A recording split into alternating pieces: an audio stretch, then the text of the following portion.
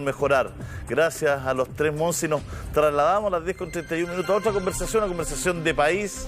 Está ahí, hay hartos temas políticos que son interesantes de debatir esta mañana también. Sí, no hay que olvidarnos que estamos a una semana y media también, a una semana y media de elecciones que son sumamente importantes. Estamos preocupados de lo inmediato, estamos preocupados del tema del ingreso familiar de emergencia, del IFE, de toda la polémica que hay respecto a eso, pero también no hay que olvidarse que estamos frente a una elección que es histórica. En una semana y media más vamos a vivir un momento que nunca hemos vivido en la historia de Chile y que puede ser decisivo para el futuro, que es la elección de convencionales constituyentes, más allá de que ese mismo día también se eligen alcaldes, concejales y otro cargo nuevo, que son los gobernadores regionales. Vamos, a la portada de Publimetro. El debate que divide, renta básica o más IFE. Parece ser que eso es la gran diferencia que hoy día existe entre el gobierno, la oposición, pero también el oficialismo. Vamos a ir conectando a distintos políticos. Estamos junto a Paulina Núñez, diputada de Renovación Nacional, y Jorge Durán, también diputado. Ah, no, Gonzalo, me dijeron aquí. Gonzalo Durán, alcalde de Independencia. Se van a ir conectando también otros políticos protagonistas de esta discusión. Viene otro Durán, por eso no está... A ver, pero acá hay un tema, yo se lo voy a preguntar como oposición a el candidato alcalde Gonzalo Durán. Acá hay un tema que todas las partes tienen que ceder.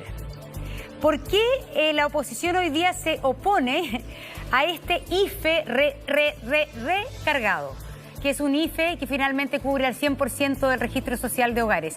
¿Es un problema con el nombre, que ustedes no quieren que se llame IFE porque ya de alguna manera este nombre se manoseó y no se cree en el IFE?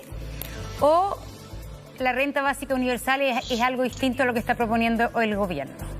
Que todavía estas son propuestas, nada es oficial, que la minuta para allá, que la minuta para acá. Sí, buenos días, Monse, Julio César y Paulina. Mira, más que oponerse a una determinada modalidad, creo que la oposición ha sido muy consistente, y diría no solo la oposición, un grupo muy amplio de parlamentarios transversalmente, en el sentido de avanzar hacia una renta básica universal. ¿Y cuál es la diferencia respecto de este IFE ampliado? Que el IFE sigue siendo, si bien es cierto, aumenta significativamente, bienvenido aquello, qué lástima que el gobierno tenga que siempre ir aumentando de a goteras, regateando, conforme avanza la presión de no solo los parlamentarios, sino del país. Pero este IFE ampliado significa que se entrega el beneficio a quienes están inscritos en el registro social de hogares. 14 millones de personas, no es menor. No, por eso digo, hay una ampliación importante, pero ojo, hay también una cantidad importante de personas que no están inscritas en el registro social de hogares. ¿Por qué? Porque producto de que durante años, prácticamente todo el tiempo, la política social ha sido hiperfocalizada. Esto ha significado que mucha gente no hacía el trámite del registro social de hogares. El año 2020 se incrementó el número de personas que hicieron el trámite del registro social de hogares, sabiendo que en algo se amplió la posibilidad de acceder a algunos beneficios. Sin embargo, persiste un porcentaje importante. Y por eso retomamos la idea de la universalidad, y eso permite garantizar que todas las personas reciban este beneficio, esta renta básica universal, y al mismo tiempo va a permitir que quienes más tienen, a través de las otras discusiones, impuestos a los súper ricos y otras medidas tributarias, bueno, le van a devolver al Estado no solo lo que recibieron, sino un aporte mucho más significativo para costear estas medidas. Es que suena increíble, pero si no es a través del registro social de hogares, ¿cómo eliges tú el universo? Porque la mayoría de la gente va a querer un ingreso básico de emergencia hoy día. ¿Cómo lo asignas? Sí, un tema también pero también metodológico. ¿Cómo lo asignas? Hay muchas modalidades. Por ejemplo, a través de, una plataforma es el registro social de hogares. La diferencia puede ser, por ejemplo, a través del Servicio de Impuestos Internos, donde está prácticamente toda la población consignada. la propia información del sistema de AFP. Es decir, tú puedes cruzar todos los instrumentos de los que dispone el Estado para garantizar que llegue a todas las familias del país. Insisto, la universalidad permite garantizar que aquellas personas que no están en el registro social de hogares, sea porque por nivel socioeconómico nunca lo solicitaron, y también personas que están tan excluidas del sistema que muchos de ellos no han hecho el trámite del registro social de hogares pudiendo tener acceso a los beneficios. De manera que si cruzamos estas plataformas podríamos perfectamente pagar esta renta básica universal. Bueno, estamos viendo cómo llegamos a la mayor cantidad de personas, ¿no es cierto? Ese es el propósito, ¿no? Todo esto tiene un propósito. Poder colaborar con la gente que hasta ahora se ha batido en promedio con 54.000 pesos en el último tiempo, que es lo real que ha llegado a cada persona. Y las personas en el año de pandemia, un mes en promedio, ha recibido una ayuda del Estado de 170.000 pesos aproximadamente, o sea, casi 15 lucas al mes. Esas son las lamentables frías cifras que hay. Recordemos que todos los primeros IFE fueron bajando. No a todos le llegaban los 65, otros le llegaban 45, otros le llegaban 25 y no todos los tuvieron. Recordemos que desde hace poco se pasó del 60% del registro de hogar al 80% y que ahora, ¿no es cierto?, en la idea de robustecer esto para que sea más universal, se pasaría al 100%. Hay un pequeño contexto, un contenido chiquitito para que la gente entienda por qué el propósito ahora es hacerlo más grande, más extendido. El gobierno insiste con el IFE robusto al 100%, la oposición le pide que busque un mecanismo para encontrar una renta única, una renta de emergencia universal. Paulina, ¿en qué cree usted que se está topando? ¿Este es un tema de forma? ¿Es obtuso algún sector? Es imposible que Impuesto Interno aquí colabore para llegar a la mayor cantidad, porque hablamos que va a llegar a 14 millones. Si se llegara al 80, 85, 90% que se quiere, debería llegar a 16 millones y medio por ahí. Son 2 millones de personas, 2 millones y medio que dicen que podrían quedar fuera. ¿Cómo lo ve usted? Sí, a ver, primero varias cosas. Bueno, aprovechar de saludarlos a todos, porque estoy interviniendo recién por primera vez, a las personas que nos están viendo, y yo soy súper pragmática. O sea, yo creo que a mí me da igual que se llame Renta Básica Universal o un IFE 3.0 o que tenga otro nombre. A mí lo que me interesa es, como tú decías, Julio César, llegar con estos recursos primero al 100% de las familias que tienen registro social de hogares y luego, ¿por qué no?, empezar a conversar de con qué se llega a aquellas que están sobre estos promedios que quedan fuera, en definitiva, del registro social de hogares. En el caso del 100% del registro social de hogares, ahí ya hay un acuerdo, y tanto para aquellos parlamentarios que han planteado la renta básica universal como aquellos, o el gobierno en general, cierto, que ha planteado mejorar el IFE, es decir, llegar al 100% de las familias con registro social de hogares. Ahora, el monto es el que se está discutiendo, porque qué duda cabe que sí vamos a avanzar en el 100% de las familias que tengan registro social de hogares, que al menos tenemos que llegar a la línea de pobreza. Yo al menos estoy en ese sector.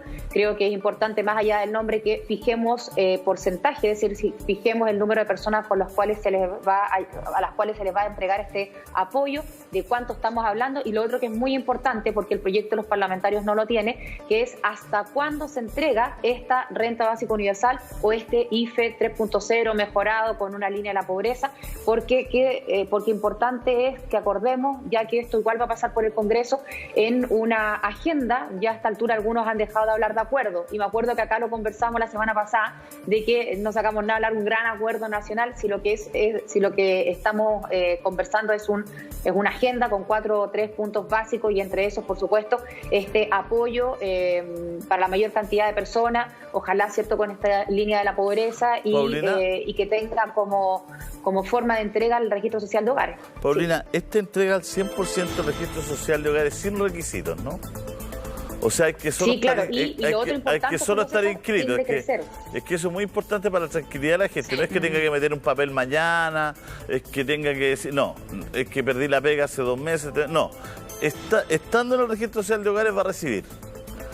Exacto, porque eso es lo que le hemos planteado al gobierno, y la verdad es que se han ido, en eso no hay mayor discusión, en el sentido de que hoy día las personas que ya tienen un registro social de hogares se consideren dentro de ese grupo, por supuesto, y por lo tanto cuando hablamos de un 100% son todos aquellos que tienen el registro social de hogares. No hay que demostrar que hay una o dos cargas, que hay un adulto mayor, que hay alguien con discapacidad, no, sino que tenga su registro social de hogar. Así es. Se integra Alejandra Sepúlveda, diputada, el diputado también Jorge Durán. A ver, diputada Sepúlveda, le voy a poner, cuando se habla de universalidad, yo creo, bueno, que en general todos, la bancada de oposición y gobierno han coincidido en eso, universalidad. Pero finalmente yo le preguntaba al alcalde, al candidato alcalde de Independencia, Gonzalo Durán, la metodología, porque también los políticos se tienen que hacer cargo de cómo se implementa. Entonces, el alcalde Durán me decía, así es fácil, se cruzan los datos del Servicio de Impuestos Internos con los datos de la AFP, con los datos del Registro Social de Hogares, y ahí se crea el universo de personas, para que sea universal, que puedan... Le voy a poner un ejemplo de que eso no está funcionando. Las pymes, en esta declaración de impuestos, se les bajó el impuesto a las empresas pymes de 25% al 10%. Eso es un buen beneficio, podríamos decir, para las pymes. Resulta que hay muchas pymes que están en el suelo, muchas pymes que no facturaron nada, pero hay un tipo de pymes que les ha ido mejor que nunca, que tiene que ver con todas las del comercio electrónico, estoy hablando de las que transportan, y otras de otros rubros que han doblado sus ingresos en el año 2020. Pero como este beneficio para las pymes es universal, las pymes que también ganaron mucha plata en pandemia, también se les rebajaron los impuestos. Y yo me pregunto si el Servicio de Impuestos Internos tiene eso, porque no hay nada más fácil para el Servicio de Impuestos Internos que comparar los ingresos del 2020 con el 2019. ¿Realmente es justo la universalidad en casos así? Y por eso yo también dificulto que exista la metodología, si es que aquí no se ocupó, para diferenciar aquellas pymes que sí pueden pagar el impuesto porque les fue increíble y las que efectivamente no pueden porque se fueron a piso. Entonces ahí uno ve que la universalidad tiene sus bemoles. Bueno, primero saludarlo a todos y todas, ¿no es cierto? Monse y Julio César. Déjenme un 30 segundos, voy a saludar a San Francisco del Wiki en Palmilla, que nos están mirando y que están siempre atentos a lo que está ocurriendo en Chilevisión, a todos los chiquillos de allá del Club Deportivo. Saludos a los chiquillos. Sí, a los chiquillos de San Francisco del Wiki de Palmilla. Mira, decir que...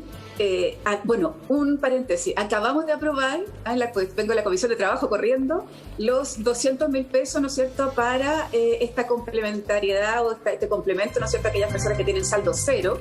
Pero lo que logramos también, Monse, Julio César, es que aquellos que tengan poco saldo en sus cuentas, menores a 200.000 pesos, también se van a incorporar. Así que aumentamos de 3 millones de personas a 3 millones y medio, y esa es una buena noticia, ¿no? Yo creo que es fundamental entender bien lo que tiene que ver con este instrumento de la ficha CAS antes, registro social, ficha de protección social, hoy día registro social de hogares. Que la diferencia, y bien lo entenderá ahí el alcalde, ¿no? Es autorreportable, o sea, ya no tienes, ¿no es cierto?, que hacer absolutamente nada, porque el registro, antes te acuerdas que te iban a ver a la casa, te decían si tú tienes televisor, si tienes piso de tierra, hoy día no es así. Entonces es autorreportable. Pero ¿cuál es la complicación que hoy día tenemos? Y tú tienes mucha razón en eso, Monse. Por ejemplo, estuvimos conversando con los funcionarios del Servicio de Impuestos Internos, precisamente para lo que tenía que ver con el IFE. Y ellos nos decían, no podemos implementarlo con la certeza, o mejor dicho, con la información actualizada. No está actualizada toda la información como nos gustaría, de un mes a otro, incluso de 6 meses a otro. Entonces cuesta mucho. Yo tengo aquí los datos del Servicio de Impuestos Internos, están complicados desde el punto de vista, ¿no es cierto?, de la actualización.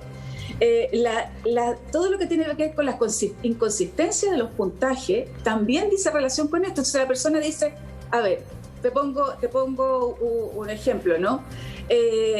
Para poder tener, ¿no es cierto?, el puntaje y tener vivienda, necesitamos 4 o 5 factores que no siempre están actualizados. Entonces, frente a esa situación, el registro social de hogares es el único instrumento que hoy día tenemos, ¿no es cierto?, para poder hacer esto, pero no es el mejor. No es el mejor. Y la universalidad para nosotros es fundamental. Y la premisa que nosotros tenemos en el Congreso, y ahí a lo mejor respóndame la pregunta. Con Paulina y Jorge, que es mejor equivocarnos en quien recibe. Sí, pero es que aquí no hay equivocación. En quien recibe que en el que no recibe. ¿Usted está de acuerdo? ¿Está de acuerdo? Porque la universalidad en bajar en los impuestos a las pymes. Hay que decirlo, sí. Este año van a pagar, en vez de 25% de impuestos, van a pagar 10%. Sí. ¿Usted está de acuerdo que a las pymes, porque esto no estamos hablando del registro social de hogar, estamos hablando que el Servicio de Impuestos Internos tiene la información entera? Y ustedes de alguna manera fueron también, aprobaron esto. ¿Usted está de acuerdo que a las pymes que les fue bien, igual pague 10%? Sí, pero lo que te quiero decir es que la plataforma, los antecedentes del Servicio de Impuestos Internos también lo ocupas para... Si tú me preguntas... No, pero es que respóndame lo que le estoy preguntando, no estoy hablando de lo individual. ¿Usted está de acuerdo que las pymes que el año 2020 les fue súper bien, porque hay pymes que les fue bien con la pandemia? Él está de acuerdo que, porque los datos los tiene el Servicio de Impuestos Internos, no estoy hablando del registro social de hogares, ellos también paguen 10%? Es que, Monse, eso es lo que te quiero decir, que no los tiene actualizados. Pero si están haciendo su declaración de impuestos. Sí, pero no los tienen actualizados. En abril Mira, la información, y te lo digo, podríamos invitar a la gente del Servicio de Impuestos Internos, ustedes acá, pero lo que te quiero decir es que esa es la información que a nosotros nos da. Y preferimos equivocarnos, porque son poquitas las pymes, ¿no es cierto?, a cuál le ha ido bien. No son muchas. Ayer tuvimos, ¿no es cierto?, la Asociación de Emprendedores, tuvimos la Asociación de Pymes, tuvimos a un montón de organizaciones precisamente para ver esto de los 200.000 pesos y el aumento del 1% en las cotizaciones de las pymes. Entonces, son muy pocas las que le ha ido bien y preferimos, ¿no es cierto?, aumentar y tener la universalidad completa que a decir, mira, vamos a restringir a aquellos que les ha ido bien. Si la pregunta es la que tú me haces, yo prefiero equivocarme y decir sí y ayudar a esas pymes que seguir restringiendo y equivocarnos y no ayudar al que necesita. Sí, una sola cosa, Julia, antes de darte la palabra. Lo que pasa es que en ese sentido, por eso yo estoy preguntándole justamente a los políticos, porque me dice Gonzalo Durán, no, si la información existe, cruzamos registro social de hogares, Servicio de Impuesto Interno, FP. Me está diciendo la diputada Sepúlveda que la información no existe porque el Servicio de Impuesto Interno existe, pero no existe actualizada. Exactamente. Entonces, pero que no existe actualizada para el pago de impuestos, del impuesto anual del año tributario, yo eso creo que la única que puede tener información de un año tributario y que el Servicio de Impuesto Interno en ese sentido funciona bastante bien en Chile es eso. Si finalmente usted me está diciendo que ese dato no está, que es el más fiel y que no y entonces, ¿cómo se crea finalmente? ¿Cómo se crea el universo al cual usted le va a dar la universalidad del beneficio, ya sea renta básica de emergencia o IFE? En ese sentido estamos con un problema, a no ser que se la demos a los 17 millones de chilenos, o 19. Sea, estamos en un problema de actualización de los antecedentes.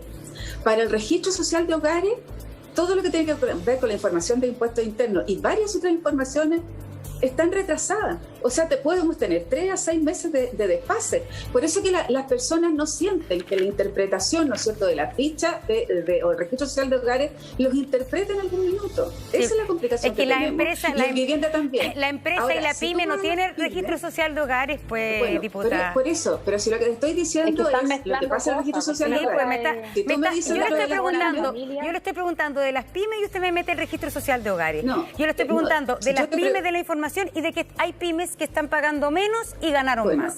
Y si usted está de acuerdo o no está de acuerdo. Yo estoy de acuerdo en que hoy día lo que tenemos que hacer es un carácter universal, Monse, y en ese carácter universal, ¿no es cierto?, si nos equivocamos en términos de entregarle más recursos a las pymes que han ganado más y que son muy pocas, yo estoy de acuerdo en que sea universal y cometer ese error. Eso es lo que te estoy diciendo. Claro, pero es que atendiendo a lo que dice la Monse, una cosa es un beneficio tributario y otra una ayuda universal. No tiene nada que ver una cosa con la otra. O sea, habrá que ver esto. Si una empresa ganó 10 veces más, quizás a lo mejor esto tendría que ser un poquito más estudiado, elaborado, pero ya no fue, pero otra cosa es la renta, otra cosa es una renta universal, que no tiene que ver con un beneficio impositivo tributario, sino que tiene que ver con cómo se llega a buscar la fórmula de llegar el propósito a la mayor cantidad de personas. En otros países llegaron los cheques a las casas. Se habló en algún momento que se pensó que era muy inocente, una especie también de devolución de familia a través de portales, ¿no es cierto? Que así como se devuelve la caja, cuando uno la necesita, se ha fijado que devuelve la caja, se ha hablado de portales de devolución de gente que no necesite, que devuelva, gente que tiene mayores ingresos, que le ha ido bien, todo. Bueno, se barajan fórmulas, se conversan fórmulas, pero el propósito es uno, llegar a la mayor cantidad de familias, porque yo creo que hay una frase que es muy buena, ¿no? En su segmento cada gente tiene sus problemas, ¿no? La gente que es vulnerable tiene muchos problemas, la gente que es clase media baja también, pero la gente profesionales jóvenes también, y profesionales no tan jóvenes también están arruinados. Entonces, en su segmento, cada persona tiene su tango.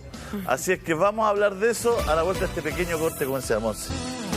Bueno, ya estamos de vuelta acá, estábamos como el propósito, no olvidar el propósito, una renta lo más universal. Decíamos, en cada segmento las personas tienen su tango, ¿no? Estamos viendo la crueldad, ¿no es cierto?, que significa tener a muchos chilenos comiendo hoy día en ollas comunes, con la bonita solidaridad de las personas, pero finalmente muy violento que la gente lo tenga para tener un plato de comida, ¿no? Y ahí sale la solidaridad, el pueblo ayuda al pueblo, la gente, pucha, hace sus cuchas, sus vaquitas, pide ayuda y hace su ollita común y colabora con la gente. Pero también en otros segmentos hay papás que no pueden pagar el colegio al hijo. Que están viendo seriamente de tratar de cambiarlo porque tienen 2, 3 hijos. Hay papás que no llegan a fin de mes, hay papás que han dejado de lado la economía de su hogar para poder pagar las imposiciones de su pyme, de sus trabajadores, para poder seguir adelante. O sea, estamos en un tema, Gonzalo, Jorge, perdón, te toca, Jorge nos ha hablado, discúlpame. Jorge, estamos en un tema mayúsculo y usted ha tenido muchos problemas por lo mismo, por tratar de conversar esta situación a nivel ya de gobierno central, ¿no? Sí, mira, se agradece que el gobierno se haya abierto a explorar un gran acuerdo de mínimos comunes, pero yo creo que acá que existan mínimos comunes no quiere decir que se dé el espacio para máximos comunes. Eso quiere decir que no se prohíba o no se pretenda que porque el gobierno está hablando con un grupo de parlamentarios y senadores, que otros parlamentarios puedan ingresar distintas propuestas parlamentarias con el tal de llegar con ayuda a los chilenos. Se agradece que el gobierno esté anunciando que va a entregar un bono de alrededor de unos 200.000 pesos a 100% del registro social de hogares. Y yo no quiero que se malinterprete que uno busca la quinta pata al gato, pero el problema que uno detecta en terreno es que ya el estar en el registro social de hogares ya es una focalización. ¿Por qué? Porque muchas personas no están en el registro social de hogares, muchas personas no han actualizado sus datos. Para inscribirse en el registro social de hogares, tú tienes un máximo de 60 días para que esté validado en el sistema. 40 días máximo para el municipio y 20 días máximo para el Ministerio de Desarrollo Social. En la práctica hay un promedio de 35 días aprox desde una persona que envía la solicitud para estar en el registro social de hogares. Y aún así, con todos estos trámites, para inscribirse tienen que hacerlo por internet, porque los municipios muchas veces están cerrados por el tema de la cuarentena, hay que sacar permisos de desplazamiento para ir, todo un tema. Pero el problema es que el registro social de hogares no mide el nivel de endeudamiento. Entonces te aparece una persona de clase media o un joven que con mucho esfuerzo sacó un título profesional, endeudándose con el famoso crédito con aval del Estado, que están a punto de embargarle la casa al papá porque fue aval para poder sacar su estudio, y por el hecho de ser profesional ya no es vulnerable para el sistema. Por el hecho de haber esforzado, sacrificado, endeudado con el banco, con las multitiendas, se compró tal vez un auto o heredó una casa de los papás. Entonces ya aparece con un bien mueble o inmueble, entonces ya no es vulnerable. Pero lo que el registro social de hogares no mide es que esta persona está endeudada hasta el cuello. Entonces cuando hablamos de que vamos a entregar, el gobierno de Chile, el Estado, va a entregar una ayuda directa al 100% del registro social de hogares, se agradece, maravilloso, pero hay un Chile desconocido que no está en el registro social de hogares y que tenemos que ver la manera de llegar. ¿Y qué manera? Y que lamentablemente volvemos al mismo discurso siempre. Pero, diputado, es que ¿qué manera? Hay un Chile en el registro social de hogares que son 14 millones de personas. ¿Cuál es? Porque hay que hacerse cargo del cómo. ¿Cómo se llega a ese otro mundo que no está en el registro social? Bueno, una de las fórmulas que la gente, cuando uno está en terreno, y ustedes mismos cuando han hecho reportaje en vivo con móviles, la gente dice que la única ayuda que ha llegado han sido dos. Los retiros del 10% y la caja de mercadería.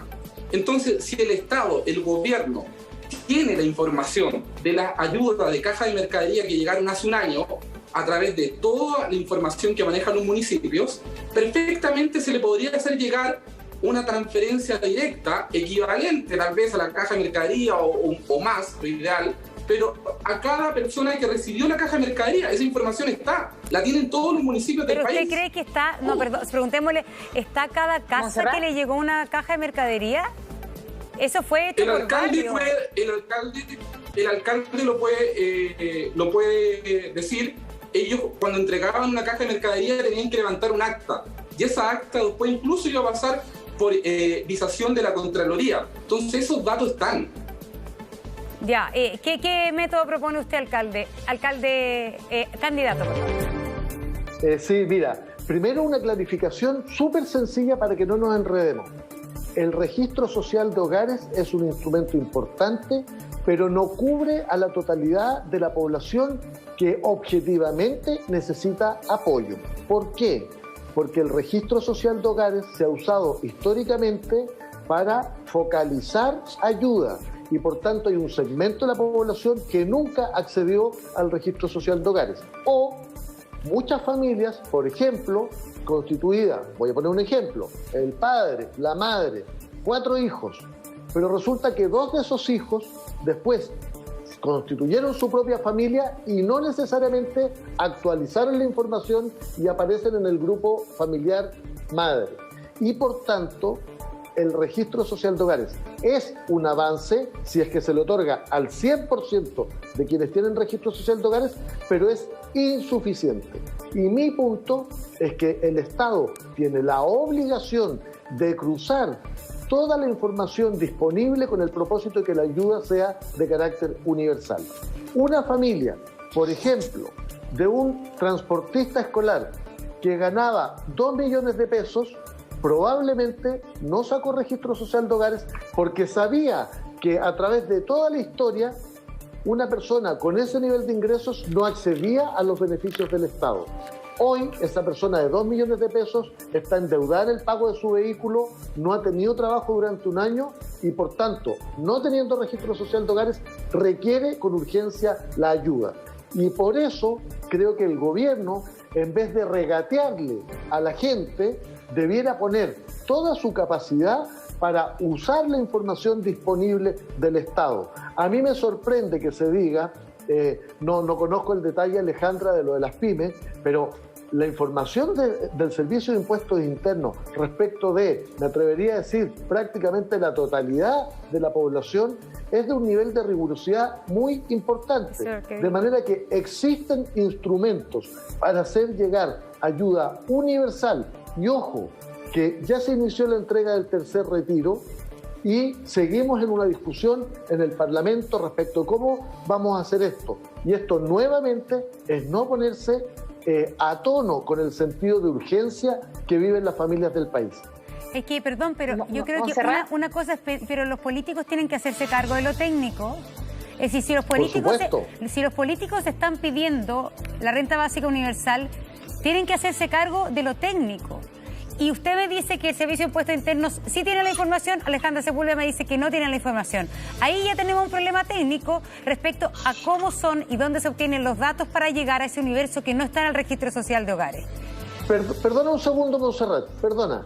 Mira, el registro social de hogares, que es el instrumento que estamos diciendo que se podría usar, el registro social de hogares se compone, por un lado, de lo que la persona declara, pero por otro lado, y por eso hay un desfase cuando el Ministerio de Desarrollo Social asigna en qué tramo se ubica la familia, las personas, el registro social de hogares lo que hace es incorporar la información que tiene el Estado de Chile respecto de esas personas. Por ejemplo, si yo en el registro social de hogares digo que tengo un ingreso de 400.000 pesos, el sistema muestra cuáles son las cotizaciones previsionales, muestra cuáles son los bienes que tengo, o sea, incorpora la información del Estado, de manera que la información está disponible y aquí lo que se requiere es voluntad política para poner los instrumentos técnicos que sí existen con el propósito de llegar a la totalidad de las familias. Diputada Núñez, porque sabemos que tiene el tiempo contado. Gracias, Monserrat. Oye, muy breve y quiero volver al propósito, como decía Julio César. Mira, hoy hay 14 millones de chilenos y chilenas que ya tienen su registro social de hogares, que no tienen que postular, que no tienen que esperar los 30 días para que les llegue el registro, ya tienen registro social de hogares. Si nosotros logramos un acuerdo o logramos una agenda de mínimos comunes o una agenda, como quieran llamarle, donde esas 14 personas van a recibir una renta básica universal, un IFE 3.0 o como le quieran llamar, ya tenemos recursos asignados sin distingo, porque no puede ser decreciente, tiene que ser el mismo monto para esos 14 millones de chilenos y chilenas que tienen registro social de hogares. Por lo tanto, yo les hago una pregunta. Lo que tenemos que hacer ahora es ver cómo podemos apoyar a los 5 millones de chilenos y chilenas que nos quedan, entendiendo que en nuestro país hay 19 millones de personas aproximadamente. De esos 5 millones de personas, hay algunos que han recibido bono de clase media, bono COVID, este bono, ¿cierto?, 500.000 pesos que se entregó por una sola vez, que a lo mejor se les podría entregar por otra vez o hasta que dure el estado de excepción constitucional. Y muchas de esas personas, de esos 5 millones, son pymes. Una de las propuestas de ese documento de mínimos comunes, o como quieran llamarle, está, por ejemplo, en la postergación de el IVA, en el pago del IVA, la postergación incluso hasta el mes de julio. Entonces yo creo sinceramente que estamos más cerca de tener un acuerdo en, me da igual el nombre, renta básica universal, IFE 3.0, pero nosotros deberíamos enfocarnos hoy día en lograr que a esos 14 millones de chilenos no se le haga distingo, que ya tienen su registro social de hogares, e incluso, y con esto termino, ayer se planteó en una reunión que, por ejemplo, se podría abrir un periodo especial de unos 10 días para que las personas que no tienen un registro social de hogares, ahora estamos hablando de estos 5 millones que quedan, tengan un trámite más rápido, ¿cierto?, más expedito, para ver si esta vez podrían acceder o no a ese registro social de hogares, porque ese es el instrumento que tenemos y esa es la fórmula por la cual uno podría entregar esta renta básica universal o IFE 3.0. Bueno, estamos... De hecho, el país debiera avanzar a que toda familia en Chile, independiente del nivel socioeconómico, tenga un registro social de hogares, así como se tiene un rol único nacional, un rol único tributario. Todos los chilenos debieran tener, no todos los chilenos, todos los que viven en Chile debieran tener un registro social de hogares hacia el futuro. No sé si yo soy muy optimista, pero si por ejemplo, el papel higiénico pudo entregar cosas masivas, si están las AFP con información, no creo que sea tan difícil elaborar un sistema. No sé cuál, no lo vamos a elaborar aquí entre los 6, digamos, porque no somos expertos en la materia, pero tiene que haber... en el mundo entero se entregan beneficios universales, así que no creo que sea una cosa que no se pueda hacer. El tema es implementarlo, que sea justo, que hay que ponerse de acuerdo, no quién queda adentro, porque esa es la gracia de la universalidad, sino quién queda afuera. El 10% más rico, cómo se evalúa ese 10% más rico, por el patrimonio, por lo que gana mes a mes. Ponerse de acuerdo en esas cositas, pero yo le restaría dramatismo a la técnica, porque, bueno, sí, para eso hay asesores y hay gente que ha estudiado afuera. Sí, pero Julio, perdóname, pero yo creo que los que tienen que saber, además de los técnicos, son los políticos que lo están proponiendo. Es decir, finalmente hay que hacerse cargo, porque es súper fácil y vendedor decir plata para todos los chilenos, hay que valorizar. Plata universal. ¿Cómo se hace? ¿Cómo se implementa? ¿Se lo vamos a dar como fue el papel confort a todos los mayores de 18 años depositados en su cuenta ruta en la cuenta Banco Estado? Bueno, eso puede, pero hay que hacerse cargo de lo técnico, porque además, en el tema técnico, ustedes han sido también muy críticos respecto a cómo funciona el registro social de hogares, a cómo están asignados el bono a la clase media, porque ha tenido problemas técnicos. Si la gente no ha podido postular porque no tiene la cuestión, porque no le aparece la ficha. No, pero es un problema de requisitos. No, es que a veces sí y a veces de requisitos. Eso es porque el gobierno puso... Sí, trabas. Eso es porque el gobierno puso tantos requisitos... que se hacía imposible. Aquí no hubo un problema técnico en los beneficios anteriores. El problema en los beneficios anteriores es que el gobierno puso tal nivel de restricción, y ojo, que la gente tenía que postular a un sistema, a una plataforma, entonces Gonzalo, eso obviamente dificultó el acceso. Danos un segundo Aquí, para despedir a Paulina, que se tiene que ir, no queremos que la multen. Sí, perdón. Que porque ahí la pueden multar, no queremos ahí que la multen. Gracias, diputada. Alejandra también se va. Que estén muy bien, chao. Alejandra también cumplió su minutaje. ¿Quiere decir algo? Sí. Mi punto es primero valorizar. Yo creo que es importante la valorización del beneficio. Teniendo la valorización hay que buscar la mejor forma técnica de llegar a todas las familias. Lo clave es si tenemos o no tenemos ese dinero y de dónde lo sacamos, Alejandra. Creo que por ahí hay que partir, digamos, ¿no? ¿Para qué vamos a repartir algo que no tenemos, no sabemos dónde sacar? Tiene que desmutearse. No se escucha, Alejandra. No se escucha, Alejandra. Alejandra está muteada.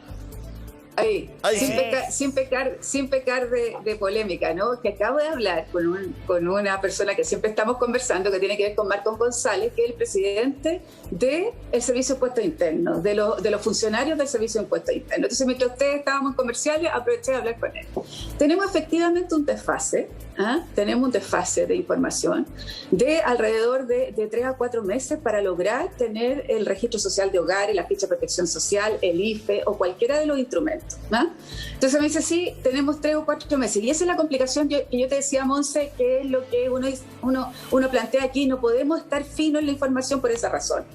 Ahora, lo que tú planteabas, ¿y cuándo se produce? La única vez cuando se produce la información completa del Servicio de Impuestos Internos es el minuto, ¿no es cierto?, que estamos viviendo en abril, que es la declaración de impuestos. El único minuto que ahí se consolida.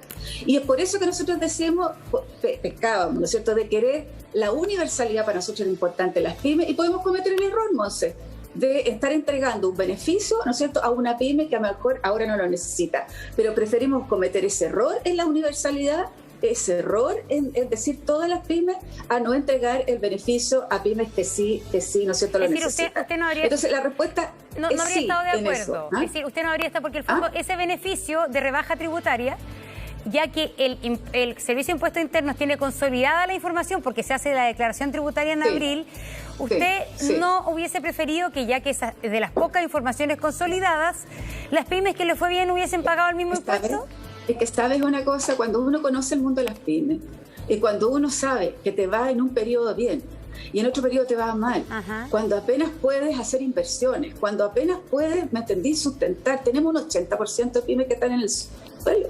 Entonces tú dices, si ese 20 que hoy día está, qué bueno que alguna vez el Estado pueda ayudar, ¿no es cierto?, en esto. Entonces, por eso te digo, Monse, la universalidad, ¿no es cierto?, ¿a quién se la estamos aplicando? A las pymes, a aquel que lo necesita, que le está yendo bien puntualmente hoy día, en algunos rubros. Ahora, yo creo que lo que tenemos que hacer es un poco lo que planteaba, ¿no es cierto?, Gonzalo, en términos de cómo hacemos universal indistintamente de la categoría de tipo de familia que sea. Este instrumento tiene que ser para todos los chilenos, incluso para Luxi y para Mate. Lo que tiene que ver con la cuantificación, con la creación del instrumento. Todos deberíamos estar en el registro social de hogares. Y a partir de ahí, ¿no es cierto?, y vamos a ver cuáles son los súper ricos de verdad los súper ricos que tenemos, sobre los 22 millones de dólares. Entonces, frente a, yo creo que la universalidad, y yo comparto, es como tener RUT, es como tener un acta de nacimiento, es como deberíamos estar desde el punto de vista socioeconómico, y sería mucho más fácil incluso poder generar políticas públicas. Así yo lo comparto, pero la universalidad es un propósito urgente en esta pandemia. Lo que pasa, Alejandra, déjame meter la cuchara aquí solo un segundito, porque esta conversación la tengo bien fresca. Lo que hay que tratar de ponerse de acuerdo es cómo catastramos a la ciudadanía completa, porque cada vez las formas de trabajo van a ser distintas.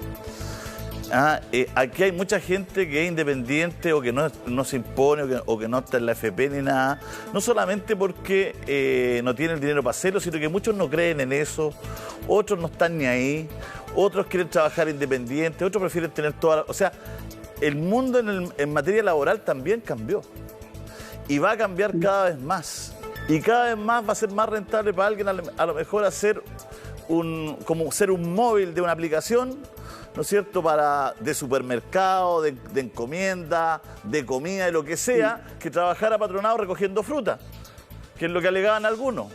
Entonces, como el mundo laboral va a cambiar y va a cambiar de manera sustantiva, y como las herramientas tecnológicas van a hacer que cambie la forma de trabajar también, fíjese que según el Banco Mundial, el 60% de los empleos que hay hoy día no existían hace 20 años atrás. O sea, estamos hablando de una brutalidad en el mundo, no en Chile, en el mundo. Entonces, estamos frente también a una pregunta que no tiene que ver con derechas, de izquierda, comunistas, ni fachos y toda esta conversación que le gusta a algunos y que le gusta llevar para allá. Estamos frente a una gran conversación sobre la modernidad, sobre lo que viene, sobre cómo nos vamos a relacionar también en el mundo del trabajo, cómo nos vamos a relacionar con la autoridad, con las instituciones. Y ese es un desafío que tenemos como país que hay que agarrar ahora. Este es el momento. Catastrar a todos los chilenos, saber en qué están, cómo están. No todos van a estar en la formalidad, pero igual tenerlos catastrados, ¿me entiendes? Que no sea la formalidad la única manera de catastrarlos. Entonces, ahí hay un desafío hoy día que va a quebrarse la cabeza, va a haber que tratar de mirar el país bien como está, con la migración que hay, no con la que quisiéramos, o sea, bajo la realidad, que también es factor. O sea, aquí hay una serie de cosas, no sé, Alejandra, si me voy a explicar bien, pero ese es un temazo.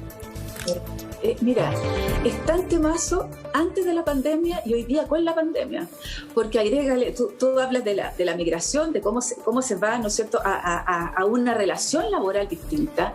Imagínate los delivery, ¿ah? Cómo se han masificado y cuál es la relación con las plataformas hoy día, ¿ah? En relación a quién es el empleador, cómo se hace el trabajo. Pero súmale la robótica, ¿ah? Súmale la robótica, que es una cosa del futuro y que va para allá, la automatización en el trabajo.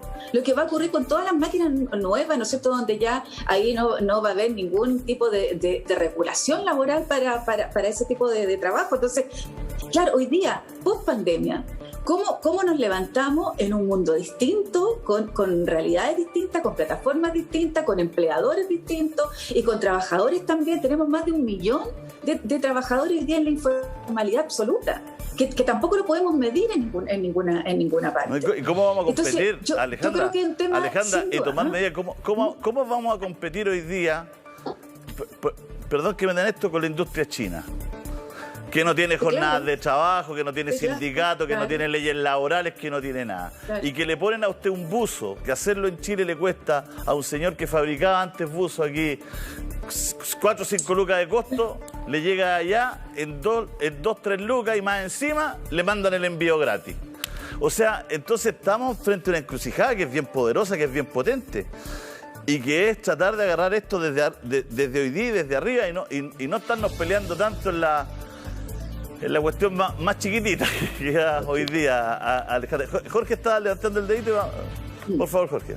Sí, mira, respecto a lo que tú dices, Julio César, yo creo que hay un ministerio nuevo que va a ser muy importante en todo lo que se viene, que es el Ministerio de Ciencia y Tecnología. De qué manera justamente se pueden aplicar la ciencia y la tecnología en cruzar esta información. Es algo que la ciudadanía no entiende. ¿Cómo? Con un registro civil que funciona tan bien para algunas cosas, con un servicio puesto interno, no se cruza la información. La información de las cajas de mercadería está, perfectamente se puede cruzar y perfectamente se podría hacer una transferencia directa en la cuenta RUT o en la cuenta asociada de cada persona. Lo importante es ver de qué manera se avanza esto de la agenda de mínimos comunes, porque se habla de que todos están dispuestos al diálogo, la senadora aparece también como una gran interlocutora, pero ¿cuál es el plazo que tiene esto para avanzar? Porque mientras tanto, si vemos que siguen estas conversaciones, recién se incorporaron los alcaldes esta semana, pero ¿qué pasa con los dirigentes, con las pymes, con los distintos actores que también tienen algo que decir en esta gran agenda de los mínimos comunes? Bueno, yo creo que hay que ponerle un plazo límite para seguir avanzando, porque la gente... Lamentablemente tenemos que cerrar. El diputado Durán ahí está a caballo con ciencia y tecnología. Dicen que se lo tiraron ahí de castigo, ciencia y tecnología, lo sacaron de salud. Pero ya lo tienen más castigo. Ya se subió al caballo. Era un rumor, dicen que lo habían sacado de algunas comisiones y lo habían tirado ahí. ¿Es verdad eso, no? De Comuchento le pregunto al diputado. Julio César, pero más allá de la mercadería... Espera, Alejandra, que el diputado Durán... ¿Sí? Que cuente. Que cuente, pues. Yo no sé si lo puedo decir, porque si no me van a seguir castigando No, más. pero dígalo. No, pues, van a decir pues, que- por algo se lo estoy preguntando, porque ya se sabe, pues. Oye, y Durán, el otro Durán le mete carbón a la hoguera, pero así, feliz. Oye, y Monse, y Oye, acuérdate que hay que no. aclarar que somos parientes, ¿ah? Eso Para que lo- no nos acusen Sí. de nepotismo. Pero Jorge, cuente, pues, ¿lo Oye, sacaron de las oye. comisiones o no? Breve, ¿lo Oye. sacaron de las Mira, comisiones? la verdad, La verdad. la verdad me sacaron de la Comisión de Salud, yo creo, lo trataron de hacer como un castigo, pero la verdad que la Comisión de Ciencia y Tecnología a mí me fascina. Así que yo creo que le salió el tiro por la culata al tratar de castigarme. Así que feliz en la Comisión de Ciencia y Tecnología, creo que es lo que se viene y creo que puede haber un Usted está como el Chavo del 8, diputado Durán. Está como el Chavo del 8 ahí, en la bancada, está como el Chavo del 8. Lo llevan para todos los lados a terminar ahí en un barrilcito. Gracias, diputado, por venir. Alejandra, gracias. Nos vemos. Tenemos que irnos Chao, para comer. vamos con panel político, abrimos nuevo panel político. Ya se integran con nosotros Manuel José Osandón. Hicimos F5, ¡pup! y se renovó el panel político. Excelente. Paula Narváez del Partido Socialista, precandidata presidencial. Manuel José Osandón, ex candidato presidencial. Se van a sumar en más ratito Tomás Fuente, Loreto Carvajal. Ay, ¿por qué no hablamos de las presidenciales, digo yo? Ya que tenemos aquí una precandidata presidencial. Le voy a preguntar antes a Manuel José Osandón, ¿cómo ve la cosa en su partido aliado, en la UDI? Está complicada la cosa entre Lavín y Evelyn Matei. Es decir, si ya está el conflicto de la primaria que va a haber en el oficialismo, pero la UDI lo está pasando mal en este minuto. ¿Cómo ve usted a un partido que es compañero de coalición? Manuel José. Hola, primero agradecer la invitación y un pequeño comentario de lo anterior, a esa nota que estábamos viendo. Hay un tema que tenemos que ver de la falta o la pérdida de autoridad. De autoridad, no solo que falten carabineros, el respeto que tenemos. Por eso es que es tan importante, ya sea la refundación, reforma, lo que venga de nuestras policías para poder recuperar esas instituciones, porque uno siente que les da lo mismo, porque como no les... Mira, en el tema político, la UDI es un partido súper pragmático. La UDI no va a permitir jamás que vayan dos candidatos, por lo tanto lo van a arreglar internamente porque sería un suicidio. Pero la verdad es que me preocupa más la falta de liderazgo en general de la centroizquierda y la centroderecha para conducir lo que estamos viviendo hoy día. Y yo creo que si no somos capaces, ¿no es cierto?, de llegar a grandes acuerdos ahora, técnicos y políticos, nos van a pasar la cuenta a todos. Estamos hablando mucho de estas cosas, la encuesta, la presidencial, la CEP, y la gente está en otra. Pero ¿sabe qué, Manuel José? Le creo ese argumento el año pasado, pero falta poco para una presidencial. Tenemos que preocuparnos de las elecciones de mayo, pero hablar hoy día de las presidenciales no es una locura. Es decir, hay que elegir nuevo presidente o presidenta en noviembre. Sí, entonces, en este caso no pueden decir ustedes que estamos adelantando el tema presidencial, porque es súper importante. Y creo que también es importante para la gente. Montserrat, yo no he dicho en ningún minuto que estamos adelantando. Ya. Yo estoy haciendo un análisis de lo que veo con la gente. Me ha tocado ir harto a la calle ahora y la gente está desesperada porque está en cuarentena, porque tiene miedo de no comer. Entonces, si no resolvemos esa incertidumbre que existe, sobre todo mucha gente de clase media, que no es que no tenga que comer hoy día, pero tiene miedo que le pueda pasar algo en 2 o 3 semanas más, están en otra. Entonces hay que ser súper respetuosos y yo creo que tenemos que hacer un tremendo esfuerzo para que exista un gran pacto de cómo vamos a enfrentar esto.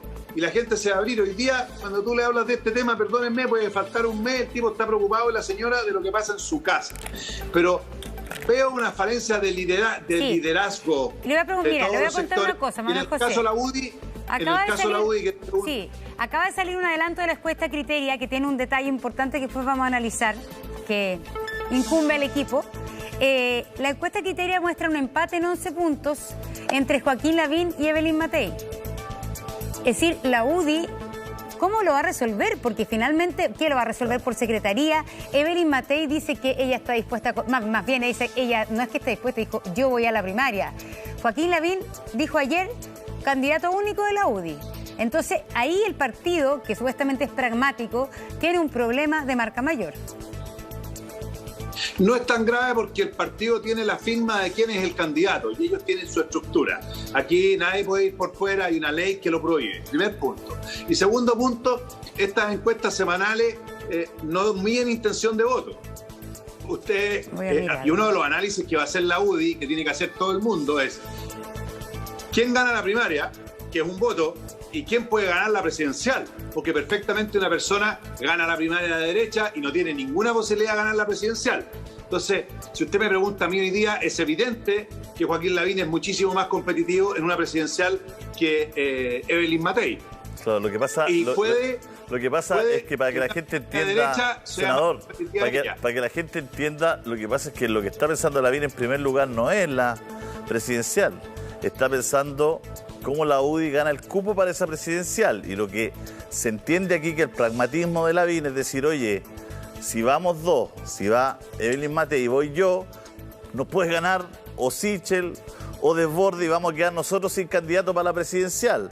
Entonces lo que está haciendo Lavín es bajar la cosa a tierra, a piso, siendo pragmático, como dice usted, porque las primarias están aquí a la vuelta de la esquina, ¿no es cierto? Y decir, no nos presentemos con dos candidatos porque podemos perder. Yo les aseguro que cómo funciona la UDI, porque en eso es bastante admirable de cómo se organizan, no van a ir dos, van a resolver el tema. Y el análisis político que van a hacer es el siguiente. ¿Cuál? Porque los dos, miren, siendo súper objetivos, en una primaria de derecha, Evelyn Matei y Lavín son súper competitivos. Y diría que es más competitiva Evelyn Matei en una primaria de derecha. Pero en una presidencial es mucho más competitivo Lavín. Y ellos, hoy día hay tecnología, hoy día hay muchas cosas para hacer estudios, no van a cometer ese error bajo ningún punto de vista. Lo único que hay que consignar que a pesar de la tecnología y todo, en las presidenciales últimas se equivocaron todos. Es decir, todas las encuestas en Estados Unidos, en Chile, en las últimas elecciones, no le han achuntado para nada. Eso también igual hay que considerarlo, ¿no es cierto? Paula Narváez, también precandidata presidencial, está con nosotros, y ya que el tema, y ahí también en la oposición está el surgimiento, pero muy rápido, de Yasna Proboste. Yasna Proboste está siendo medida en las encuestas. Esta encuesta que estoy aludiendo es una encuesta que acaba de salir, un adelanto de la encuesta Criteria sobre intención de voto presidencial, ¿ya? Y en esta encuesta Yasna Proboste aparece como uno de los personajes, ahí está moradito. Les voy a contar que ese moradito que está ahí es Julio César Rodríguez.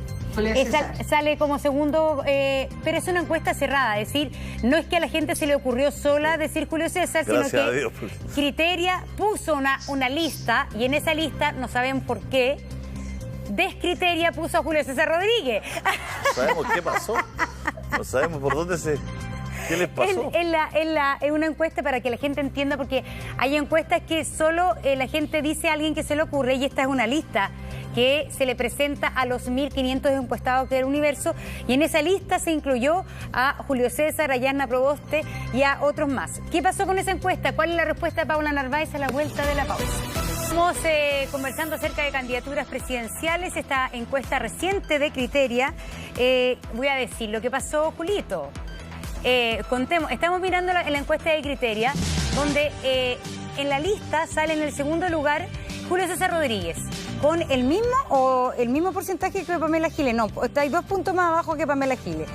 Entonces, son nuevas personas que Criteria integró a la lista, así como integró a la que está en moradito, integró a Yasna Proboste y a la subsecretaria Daza.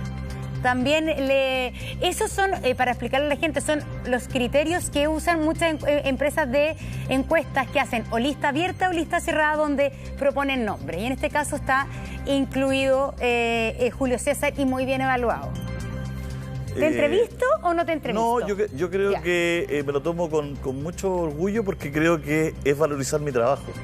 Creo que lo que la gente hace en esa encuesta es valorizar mi trabajo. Hablemos de los que están postulando a presidente, pero yo creo que lo que hace es valorizar mi pega como periodista, porque leí la palabra farándula ahí como de menosprecio. Lo que yo hago aquí es periodismo de lunes a viernes, y en la radio Bio Bio durante 13 años, de 3 a 6 de la tarde, y lo hice en La Nación Domingo, cuando la creé, y lo hice en otros medios. Así que lo que la gente valora ahí es mi trabajo, mi pega. Yo no soy candidato, así que lo recibo con mucho orgullo.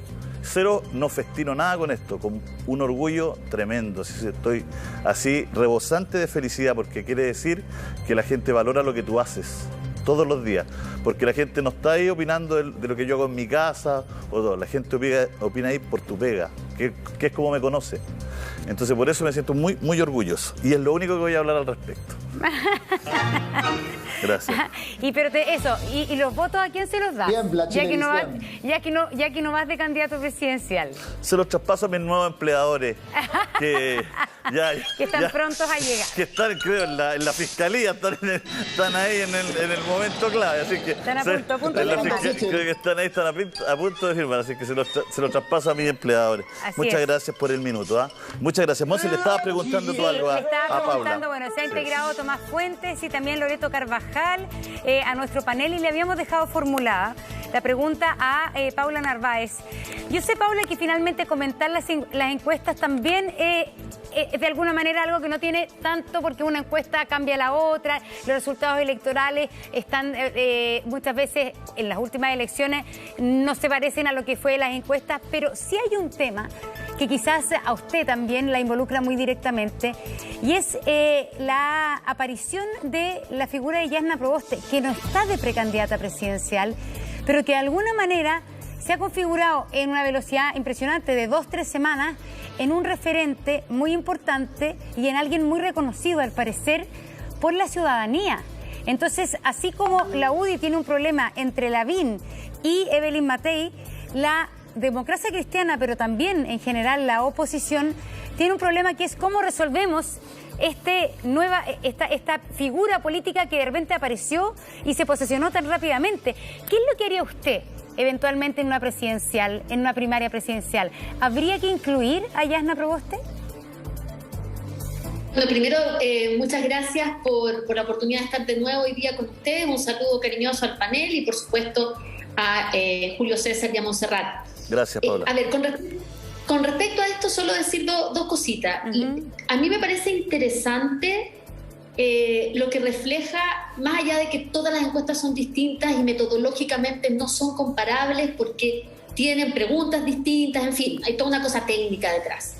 Pero sí creo que es interesante mirar los registros de esto en términos de cómo la ciudadanía puede estar evaluando, comillas, lo que considera una política tradicional, una manera tradicional de hacer la política, y cómo valora otros espacios de generación de opinión pública y de debate sobre lo público, tomando posiciones que no necesariamente están en el ámbito de lo político. O sea, yo creo que es interesante como instrumento de análisis, y creo que hay que tomarlo así también.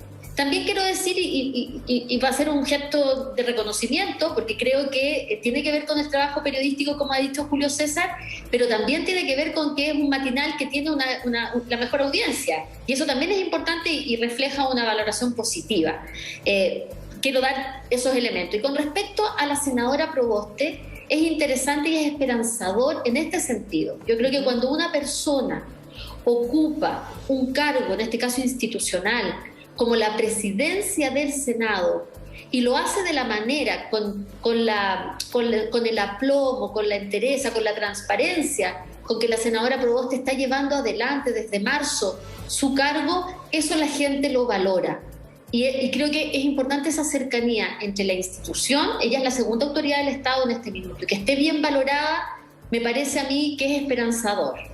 Y con respecto al tema de la participación en las primarias, en esto yo quiero ser sumamente clara. Este es un tema del Partido de la Democracia Cristiana.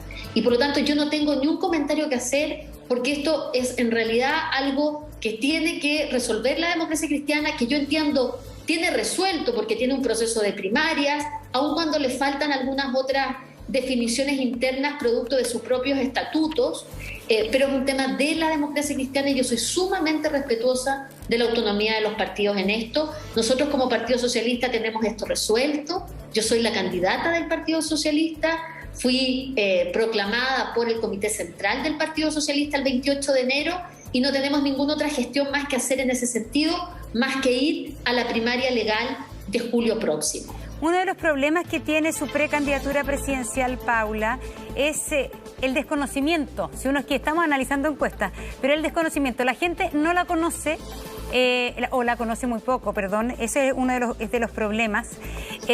Claro, y que también, de alguna manera, usted vivía fuera de Chile y fue la expresidenta Bachelet la que anuncia, yo sé que la que a través de una carta, y así me enteré yo después me enteré por otro lado que había un movimiento al interior del Partido Socialista, pero a través de este apoyo público aparece usted como la ungida por Michelle Bachelet. Y finalmente esto, ¿en qué medida también puede ser para usted un problema? Mire, qué bueno que toca el tema porque me parece interesante. Yo quiero siempre volver al origen de las cosas. El origen de las cosas es una carta de militantes socialistas y de independientes socialistas, es de una carta que se llama Nunca más sin nosotras.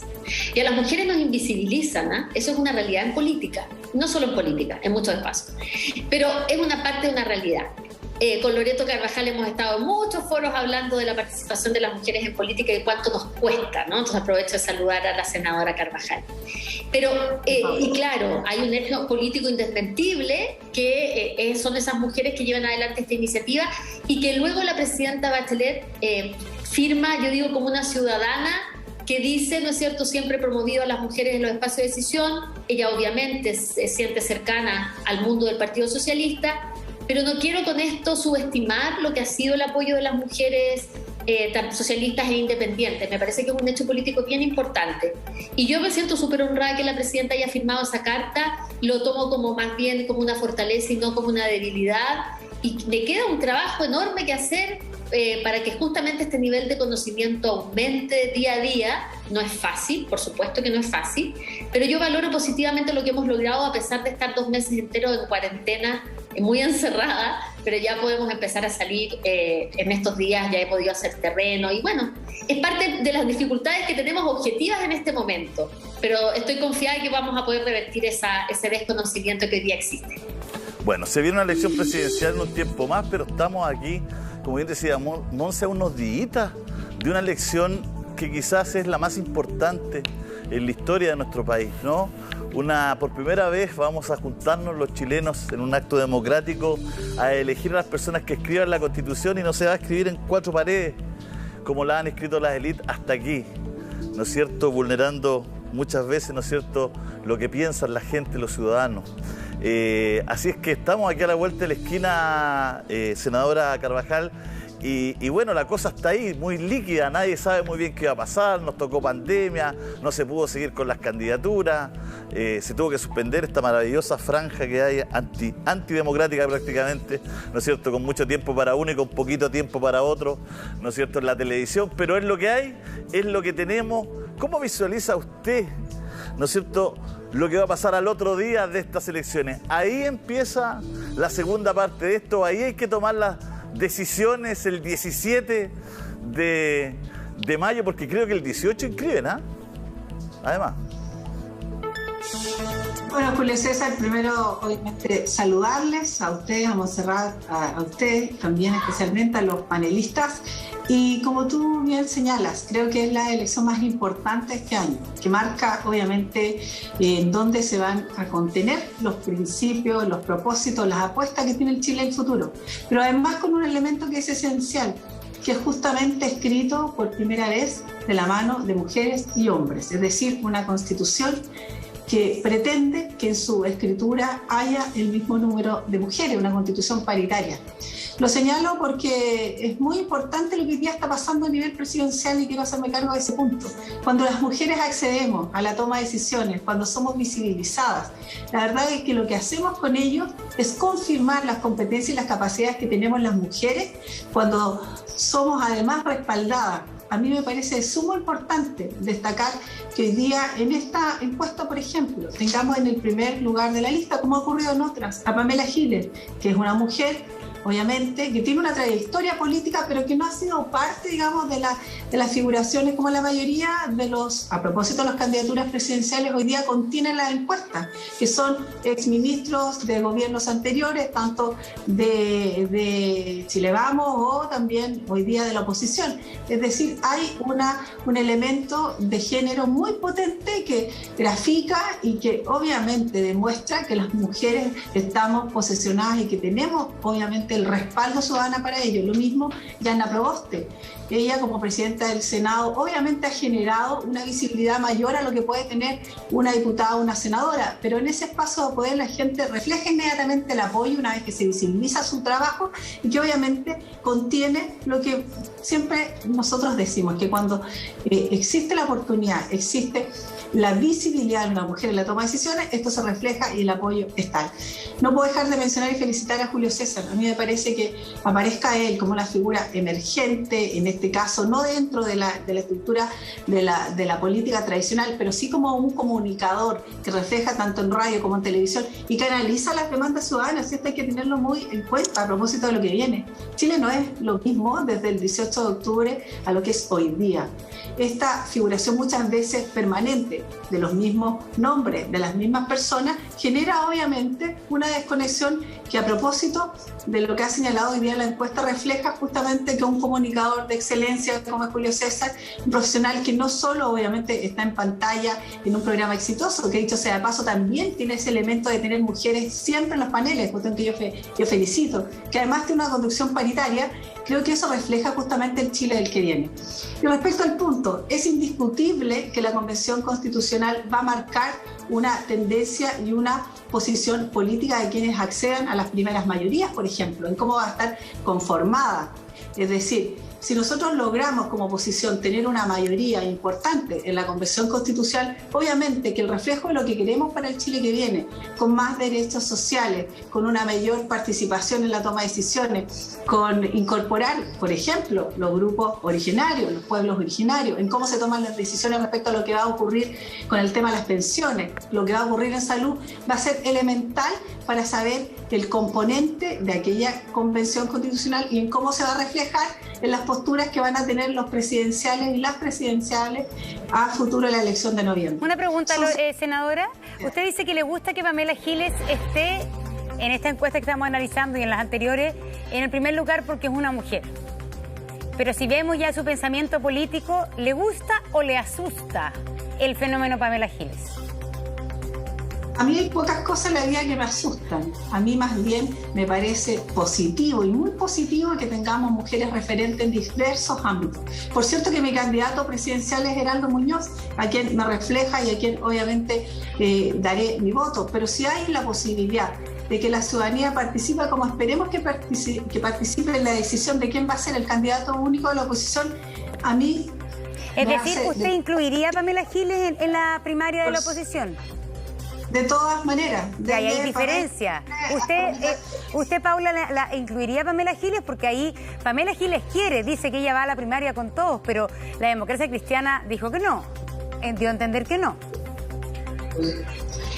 Bueno, nosotros lo que hemos planteado, y hay una mesa de trabajo para este tema, que está sesionando al menos una vez a la semana, que tiene que ver con la búsqueda de los máximos comunes, desde el punto de vista programático, donde está concurriendo todo el arco del centro y de la izquierda. Y por lo tanto el trabajo que ahí se está haciendo es poner las ideas primero, ¿no es cierto?, antes que poner los nombres, digamos. Y si se llega a acuerdo con las ideas y se logra, por lo tanto, a partir de eso, establecer lo necesario para llegar juntos a la primaria de julio, así será. Pero el trabajo es primero las ideas y no vamos a poner aquí la carreta delante de los bueyes. Bueno, hay estos temas, diputado Fuentes, no le ha tocado la palabra todavía.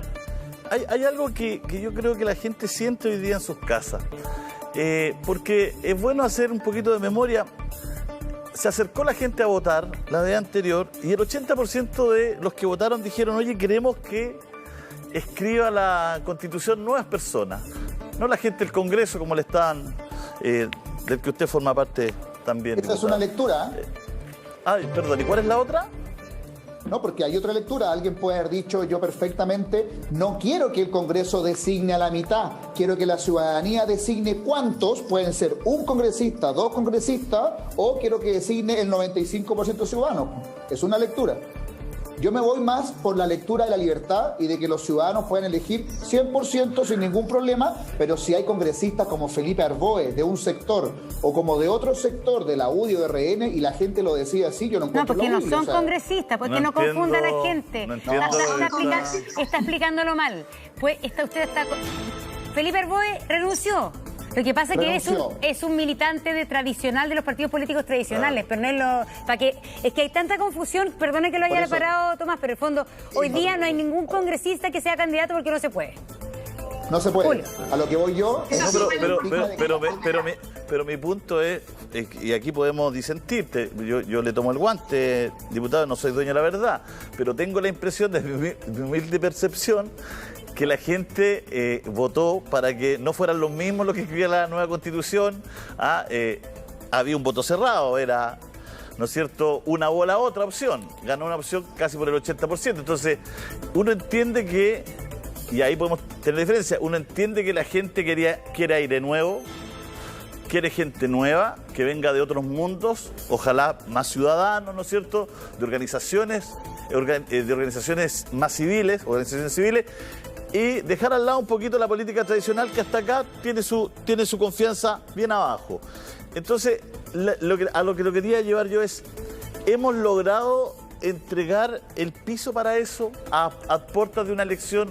¿Usted cree que se hizo un buen trabajo para que estén en igualdad de condiciones a organizaciones civiles, esos candidatos, esos independientes? Porque a lo mejor podría haber una frustración después de decir, oye, mira, votamos así, salimos para decir esto y mira quiénes quedaron acá. Se lo planteo como una duda. 12, 17 minutos. Ahí está la situación, Monse, un poquito. Le dejamos la pregunta al diputado Fuentes, que si siente que se ha hecho todo lo posible para que haya una participación en igualdad de condiciones de los independientes, de algunos representantes, ¿no es cierto?, de algunas organizaciones civiles. ¿Cómo ve eso hoy día a puertas de una elección? ¿Cómo cree que ha sido una elección tan importante ese tratamiento, diputado? Quedo con la palabra. César, mira, lo primero, no solamente al punto anterior decir, cuando alguien hoy día a 15 días de la elección puede pensar que los chilenos quieren más o menos políticos, puros ciudadanos, lo que yo quería decir que en 15 días más lo vamos a ver. Yo igual creo que vamos a ver ex parlamentarios, ex ministros. Si hay gente que lo puede haber hecho mal, hay gente que lo puede haber hecho bien, pero ensalzarlo a todo en lo malo, yo de repente creo que puede ser malo también. Diputado, ¿sí? Tengo ex diputados y parlamentarios todo el día en mi programa de radio en los comerciales. No tengo ni un independiente. Ya, dicho eso... No, lo digo con fuerza. No, te lo voy a decir, te lo respondo al tiro. Dicho eso, creo que hicimos los cambios que pudimos y que costaron. ¿Te acuerdas que el tiempo en los independientes era el 0.04 y muchos impulsamos, y en este programa muchas veces lo dijimos, que era totalmente injusto que a través de una ley que respondía a los resultados parlamentarios anteriores designáramos los tiempos en televisión, que es la franja más importante, 44 puntos de rating en el horario prime, a los independientes que nunca han postulado. Y conseguimos, ustedes se acuerdan perfectamente, que del 0.04 se les diera el 22% del tiempo, considerando incluso que los independientes superan al 40% de todos los inscritos. Entonces, algunos dicen el 60, sí, porque los partidos llevan independientes, pero esos independientes van en cupos de partido. Dicho eso, obviamente avanzamos, pero quedaron cosas pendientes, montones. Y lo hemos dicho muchas veces. ¿Es posible que salga electa la señora Juanita? Es muy difícil, porque acuérdense que nuestro sistema electoral lo que hace es que para que un independiente salga electo, esa era la pregunta, tiene que ganarle a un disculpe, pacto. Diputado, esa era la pregunta. ¿Hicimos todo lo posible para poder en la práctica que se cumpliera lo que el voto ciudadano había mandatado? ¿Se hizo todo lo posible? No. Nos falta todavía ponernos de acuerdo, que había poco tiempo quizás. No sé, no quiero ser negativo, pero estoy... No hicimos todo lo posible. Yo creo que muchos de distintos sectores políticos sí mostraron mucha ayuda, mucha vocación. Pepe Out ayudó bastante a proponer medidas para mitigar y para poder hacer elecciones seguras. El CERVEL nos contestó un oficio ayer con cuántos locales más, puros temas que pueden ser aburridos, pero que en la práctica a uno igual le preocupan, porque a uno le gustaría decirle a la gente que las elecciones que vienen ahora van a ser más seguras. Con todo lo catete que es uno, les puedo decir que anoche terminamos un informe. ¿Van a ser más seguras? Sí. A diferencia de lo que dice el secretario general del Colegio Médico, que no sé por qué lo dice, que él dice que el escenario ahora es más difícil e incierto que el anterior, yo les puedo decir que si uno ve las variables, mira, casos confirmados, vamos a tener menos, tenemos menos y vamos a la baja. Positividad, tenemos menos y vamos a la baja. Ingresos UCI COVID, tenemos menos y vamos a la baja. Y lo último, disponibilidad de camas UCI, tenemos más, pero tenemos más disponibilidad porque ahora tenemos incremento de camas UCI. Sí. Por tanto, las circunstancias son mejores, considerando la cantidad de vacunados. Sí, pero hay un tema acá que tiene que ver con la participación de los independientes. Ojo, sí, también cuando el independiente corre solo, tiene menos posibilidades, pero acá los independientes también están en lista, así que si la gente quiere votar por independiente, tiene que hacer un voto inteligente, de modo de saber un poquito cómo funciona el sistema para darle la oportunidad a un independiente, que por lista le puede ir mejor que cuando va por la individual. Pero acá porque se está dando... también aprobamos. Sí, yo sé. Sí, yo lo sé, pero quiero preguntarle otra cosa, yo lo estaba aclarando ante la gente. Acá se está dando una paradoja que la izquierda y la centroizquierda tienen un problema. Porque cuando uno ve el 80% con el cual ganó el apruebo, el otro 20-25% que el rechazo, muchos de ellos, podríamos decir, los que todos conocemos que lo que iban por el rechazo era un sector de la derecha. No todos, el senador Osandón votó apruebo, por ejemplo. Pero resulta ser que hoy día la derecha va toda junta, desde Bópoli hasta Kast.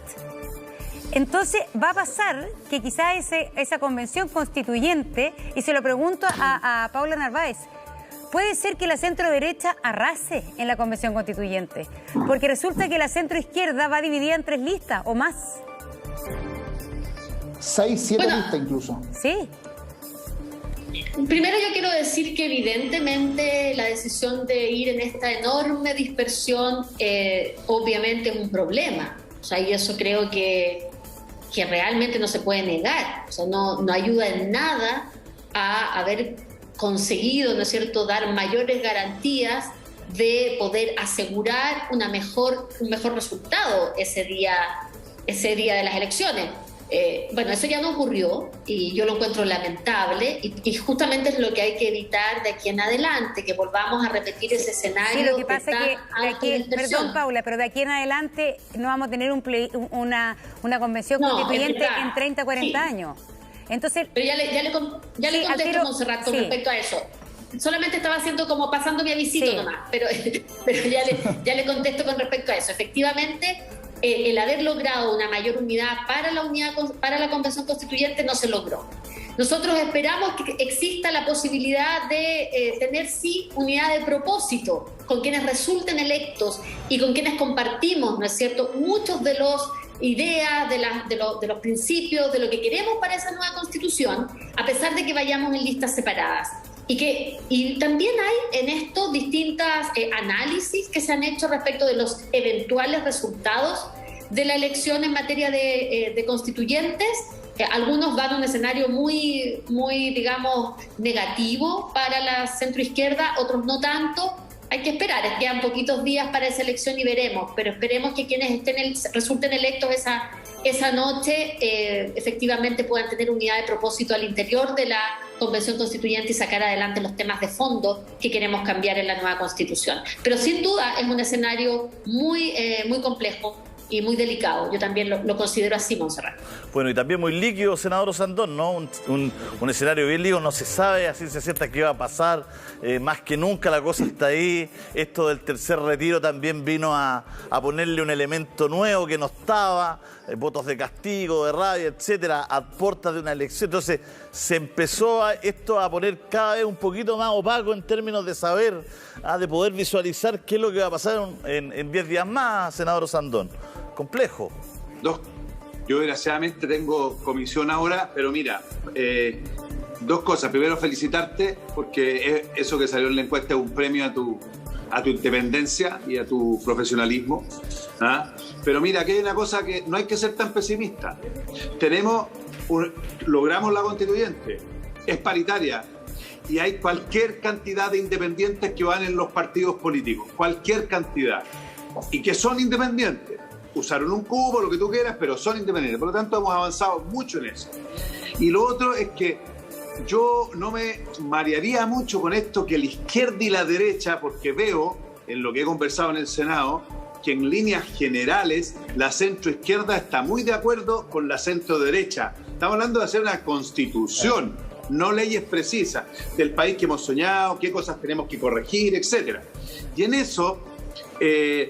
ojalá que salgan todos bien representados y gente que pueda aportar y que sepa, porque una cosa es con guitarra, es súper fácil y decir, pero cuando te sientas a una mesa y decís vamos a redactar una constitución, tiene que haber una mezcla de sentido común con calle, pero también con profesionalismo para saber lo que vamos a hacer.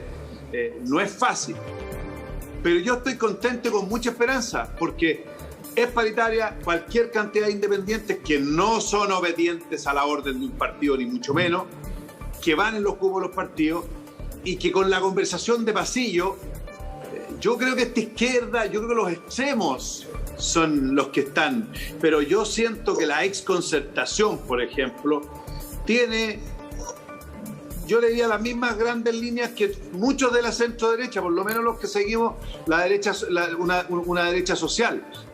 Y eso es muy importante. ¿Cómo vamos a corregir un sistema? ¿Cómo vamos a dar un sustento social a nuestra gente? Esta pandemia ha demostrado que nuestra clase media es lo más vulnerable que hay. Y en eso somos responsables todos. Porque a veces escucha parlamentarios de una mayoría de la exconcertación como si no hubieran gobernado nunca. Y gobernaron más de 20 años. Y cometieron a lo mejor los mismos errores que... Entonces, yo sería súper positivo en esto. Paritario, cualquier cantidad de independientes, y veo que hay mucha gente de sentido común, de izquierda y de derecha, sacando los extremos, que estamos de acuerdo en las grandes cosas. Y acuérdense que en esa convención van a haber alianzas más que partidarias de grupos de personas, de intereses, de cosas que, por ejemplo, mira, ayer con una conversación con agricultores, súper importante el tema del agua. Oye, increíble, todos estaban de acuerdo que fuera un bien de uso público, todos estaban de acuerdo que la primera prioridad tenía que ser absolutamente el consumo humano, todos estaban de acuerdo que había que ver cómo regular el tema, porque este es un país que tiene que alimentarse, por lo tanto necesitamos el agua uno no la guarda en la casa. Oye, había, a mi juicio, un progreso sobre el pensamiento del año pasado increíble. Así que mucha esperanza en este proceso. Bueno, y yo quiero despedirme porque entra una comisión. Por favor, vaya. ¿También se va, Tomás? ¿También se va, diputado? Sí. Perdón. Diputado, se van los dos, les pedí un poquito de paciencia. Pidiendo la palabra. Sí, por favor, vayan nomás. 12:41, nosotros vamos a un corte, volvemos. Loreto o Paula, le toca se dice, se lo voy a decir coloquialmente, que la centro derecha podría arrasar. Que básicamente los resultados de la convención, de la elección del domingo subsiguiente, podría ser una importante derrota. Era Loreto en realidad la pregunta, porque ya habíamos preguntado eso a Paula. Que esto podría ser una importante derrota, incluso para el apruebo. ¿Cómo lo ve usted? ¿Existe este riesgo o no? Bueno, la verdad es que es muy prematuro adelantarse. Yo creo que las opiniones hoy día están muy inciertas. A mí me parece, primero que todo, que hay que hacer una distinción. Si bien hace un minuto hablábamos de los independientes, no es menor, por ejemplo, que el PP, el partido que yo represento, a la cabeza Heraldo Muñoz, haya promovido que nuestras listas, al menos el 50% fuesen independientes. Pero obviamente bajo el alero de una apuesta que dice relación, por ejemplo, con la sintonía que hay que tener con más derechos sociales, con ayudas, etcétera. Es decir, un modelo de país que hoy día promueve efectivamente un cambio a la superprotección que hay hoy día al empresariado en este gobierno y que hace una distinción entre los que promovemos, obviamente, un gobierno que tenga sintonía con la ciudadanía, participación y, por supuesto, de centroizquierda, izquierda, pero no un gobierno de derecha como el que hoy día, al parecer en este panel, se ha tratado de confundir. Yo creo que hay que distinguir quienes somos hoy día de oposición, proponemos justamente aquellas ideas y que esas van a estar plasmadas a propósito del apruebo a la nueva Constitución y al modelo de país que queremos hacia el futuro. Y en ese contexto creo que cobra súper importancia y súper relevancia a quien elegimos. Sin duda que los independientes suscritos a nuestras listas van a liderar esas apuestas de cambio en la Convención Constituyente. Y no da lo mismo, obviamente, por quién votar. Creo que hoy día es necesario hacer esa distinción y ese elemento va a hacer mucha sintonía, a mi juicio, respecto a quienes nosotros vamos a elegir. Si queremos cambios profundos para el país, como los que iniciamos en el gobierno de la presidenta Bachelet, por ejemplo, avanzar hoy día en una reforma tributaria que efectivamente genere recursos para que no tengamos que acudir a un retiro de un tercer o un cuarto o 10%, sino que generemos respuestas inmediatas para una situación económica que hoy día hace aguas en las pymes, que generemos, por ejemplo, la posibilidad de tener pensiones dignas en lo futuro. No da lo mismo, digamos, quienes van a conformar la Convención Constituyente, van a liderar esas apuestas respecto a quienes hoy día, teniendo una baja adhesión, han promovido lo contrario, han sido sumamente reticentes a modificar, por ejemplo, un sistema que hoy día está suscrito a la industria de la AFP, o han sido reticentes, por ejemplo, a facilitar las condiciones para que la gente se movilice ¿Senadora? a la de la constituyente. Por ejemplo, y solo aquí termino, Julio César, rechazando el proyecto que presentáramos, por ejemplo, para la gratuidad de la locomoción el día de las elecciones. Eso hace una distinción que además impide, a propósito de concentrar probablemente la votación del electorado de derecha, por así decirlo, que tiene más facilidades para ir a votar y que en definitiva concentra, aún teniendo posiciones desiguales en el propio conglomerado, a ir en una lista con una suerte, obviamente, de oportunidad y de garantizar una concentración de ese electorado hacia aquellas apuestas que están reticentes a los cambios que nosotros proponemos como izquierda y como centro izquierda. Senadora, ya que habló de los acuerdos, ¿cuánto la ciudadanía puede esperar humo blanco para estos mínimos comunes y saber si va a haber una renta universal o no? ¿Y de qué monto? ¿Para cuándo lo ve usted? Nosotros estamos trabajando en una agenda que ha sido propuesta por el Senado en conjunto con la Cámara de Diputados y sus jefes de comité. El día de ayer en la noche se sostuvo una reunión con la presidenta del Senado, pero la verdad es que estamos activamente y de manera urgente trabajando en cada una de las comisiones. Hoy día a las 8:30 de la mañana sostuvimos una reunión con todo el mundo de las pymes, en donde se han obviamente generado propuestas en donde no debiera pasar más que esta semana, viernes y sábado, para generar la propuesta que nosotros creemos es indispensable y es el mínimo común para avanzar sobre de una vez por todas, pedirle al gobierno, en especial al presidente Piñera y su gobierno, que den este cambio de timón y que escuchen a la ciudadanía y que podamos tener obviamente estos resultados dentro de la semana que viene. Yo creo que ahí está la apuesta como oposición, de la cual obviamente nos hacemos cargo. Perdón, sí. Es que sabe que no puedo dejar pasar una cosa que dijo en la intervención anterior. Porque Julio César y yo le hemos preguntado a ustedes como políticos qué pasa con los independientes. Y usted, al menos Loreto, solo ha hablado de los independientes que están en su lista, en las listas de partidos.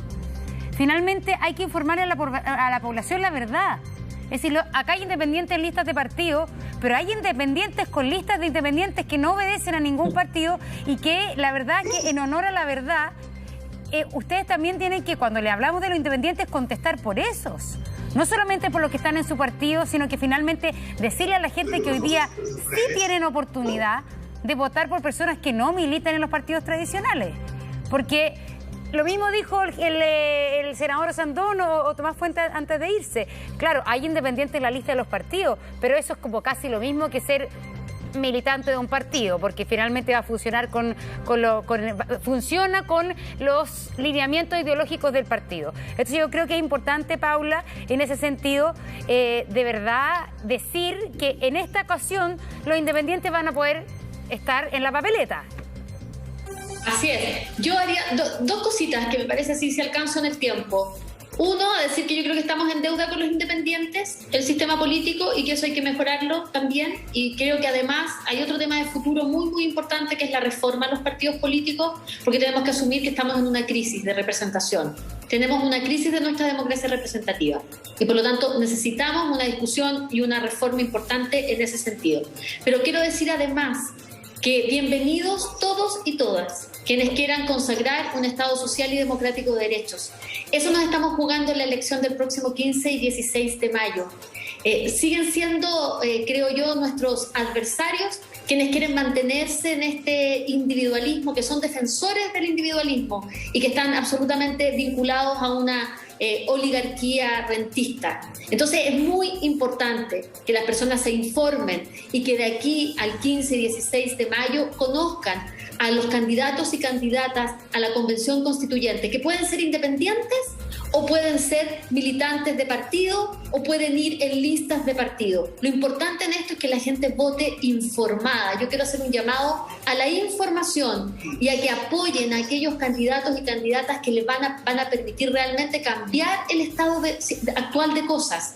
Aquí estamos por aquellos, incluso aquellos candidatos y candidatas de la derecha que pueden ir como independientes, pero que son profundamente pinochetistas y que van a querer perpetuar las cosas tal como están hoy día. Nos jugamos una enorme oportunidad para hacer y consagrar ese Estado solidario que permita hacer todos esos cambios que hoy día, por ejemplo, nos permitirían estar enfrentando con mucha mayor facilidad la resolución de una renta básica universal de emergencia, sin tanta traba, sin tanto problema, porque tendríamos un Estado claramente solidario que tendría que actuar en estas circunstancias. Entonces lo que nos jugamos es mucho, y un llamado obviamente a las autoridades que están llevando adelante esta discusión de los mínimos comunes para que prontamente, muy prontamente y con urgencia, tengamos una renta básica universal de emergencia y un apoyo directo a las pequeñas y medianas empresas que tan mal lo han pasado en esta situación. Yo decir que hemos hecho una propuesta concreta en esa materia y que espero que sea obviamente considerada. Gracias, Paula. Gracias, senadora. Muchas gracias a la